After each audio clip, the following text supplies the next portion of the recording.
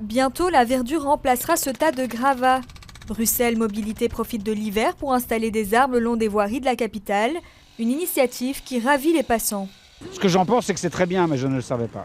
Ça devient limite important avec tout ce qu'on voit, toutes les constructions. On n'arrête pas d'en détruire, alors si à l'inverse on pourrait construire des espaces verts au lieu de les détruire, ce serait toujours mieux.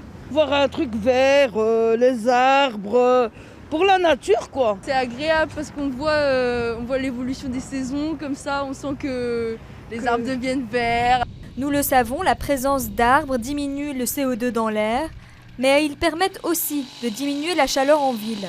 Vu le changement climatique qui va de pair avec des averses de plus en plus fortes et des canicules de plus en plus nombreuses, il est très important de verduriser la ville. Mais creuser et enlever le béton correctement avant de remplir le trou de terre sont des étapes cruciales pour accueillir les arbres en bonne et due forme.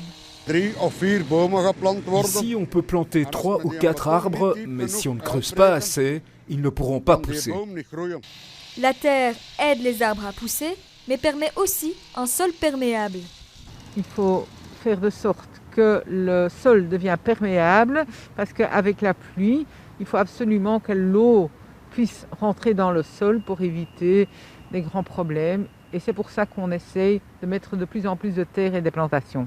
Ces 1150 arbres plantés cet hiver viennent s'ajouter aux quelques 35 000 spécimens déjà présents le long des voiries régionales.